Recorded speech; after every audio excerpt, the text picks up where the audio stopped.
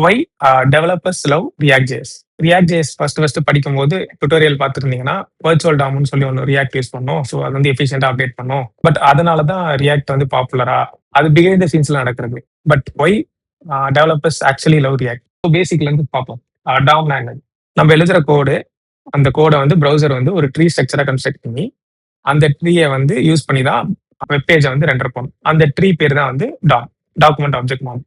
So இப்போ நான் ஒரு எலமெண்ட்டை அப்டேட் பண்ணணும் டாம்ல அப்படின்னா வெனிலா ஜாவாஸ்கிரிப்ட் வச்சு எப்படி பண்ணுவேன்னா document dot get element by ID இந்த எலமெண்ட் எடு, அதோட டெக்ஸ்ட் கண்டென்ட்டை மாற்ற போறோம்னா dot text content equal to இன்னும் கண்டென்ட். இந்த மாதிரி நிறைய டாம் ஏபிஎஸ் இருக்கு. அதை பேஸ் பண்ணி நம்ம டாமை வந்து அப்டேட் பண்ண முடியும். இன்னும் ஒரு காம்ப்ளெக்ஸான எக்ஸாம்பிள் எடுத்துப்போமே. நான் வந்து ஒரு ஷாப்பிங் ஆப் பில்ட் பண்றேன். அதுல வந்து ஆட் டு கார்ட் ஃபங்க்ஷனாலிட்டி இருக்கு இல்லையா?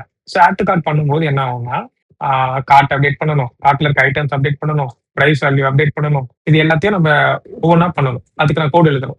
அப்டேட் கார்ட் ஐட்டம்ஸ், அப்டேட் இந்த எலமெண்ட்டுக்கு இந்த கலர் மாத்து, இந்த எலமெண்ட் இந்த செக் அவுட் பட்டனை டிசேபிள் பண்ணு கார்ட் எம்டியா இருந்துச்சுன்னா. ஸோ இதை வந்து இம்பேரிட்டிவ் ப்ரோக்ராமிங் சொல்லுவாங்க. அதாவது ஒரு விஷயத்தை இம்ப்ளிமெண்ட் பண்றதுக்கு நான் ஸ்டெப் பை ஸ்டெப் கோட் எழுதி இதெல்லாம் பண்ணுன்னு சொல்லி ப்ரௌசர்ட்ட இண்டிகேட் பண்ணி நான் இதை இம்ப்ளிமெண்ட் பண்ணுவேன்.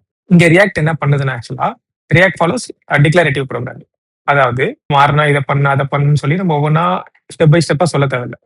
அதுக்கு பதிலா கார்ட்ல டேட்டா இருந்துச்சுன்னா என்னோட கார்ட் காம்பனன்ட் வந்து இந்த மாதிரி இருக்கணும். இதை வந்து நான் டிஃபைன் பண்ணி வச்சுப்பேன். அதுக்கப்புறம் கார்ட்டை நான் அப்டேட் பண்ணேன் அப்படின்னா ரியாக்ட் ஆட்டோமேட்டிக்கா பார்த்துக்கும். ஓ டேட்டா அப்டேட் ஆயிருக்கு, ஸோ இதுக்கு வந்து இந்த காம்பனன்ட்ல இந்த சேஞ்சஸ் பண்ணியிருக்கான், ஸோ இதை மட்டும் நம்ம அப்டேட் பண்ணா போதும் அப்படின்னு பண்ணும். இது எப்படி ரியாக்ட் பண்ணும் அப்படின்னா அதுதான் வெர்ச்சுவல் டாம். ஸோ வெர்ச்சுவல் டாம்ல என்ன நடக்கும்னா, இப்போ நான் இதே same example add to cart பண்றேன். பண்ணும்போது நான் என்ன பண்ணுவேன்னா கார்ட் டேட்டா மாறி இருக்குன்னு சொல்லி ஸ்டேட் அப்டேட் பண்ணுவேன். அப்டேட் பண்ணும்போது இந்த ஸ்டேட் எங்கெல்லாம் கன்சியூம் ஆயிருக்கோ அந்த காம்போனன்ட்ஸ் எல்லாத்தையும் ரியாக்ட் வந்து ரீரெண்டர் பண்ணும். ரீரெண்டர்னா பிஹைண்ட் த சீன்ஸ்ல என்ன பண்ணோம்னா அதுகிட்ட ஒரு டாம் இருக்கும், வெர்ச்சுவல் டாம் இருக்கும். அதை மெமரியில வச்சிருக்கோம். அந்த வெர்ச்சுவல் டாம் வந்து இந்த ஸ்டேட் சேஞ்சஸ் நடக்கும்போது திருப்பி கன்ஸ்ட்ரக்ட் பண்ணும் ஒரு வெர்ச்சுவல் டாம், புது வெர்ச்சுவல் டாம் கிடைக்கும்.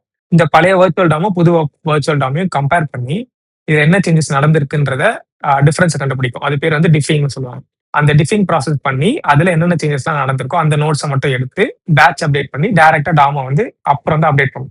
வெர்ச்சுவல் டாம் ப்ராசஸ் வழியா அப்டேட் பண்றதுனால இந்த டாம் அப்டேஷன் வந்து எஃபிஷியன்டா பண்ண முடியுது அதால. ஸோ இதுல வந்து நம்ம ஒவ்வொரு விஷயத்தையும் நம்ம எக்ஸ்பிளிசிட்டா சொல்லி இந்த மாதிரி அப்டேட் பண்ணுன்னு சொல்ல வேண்டிய தேவையில்லை. அதுக்கு பதிலா என்னோட யூஐ இப்படிதான் இருக்கும், இந்த டேட்டா வந்து இப்படி இருக்கணும்ன்றதை நான் டிஃபைன் பண்ணிட்டேன்.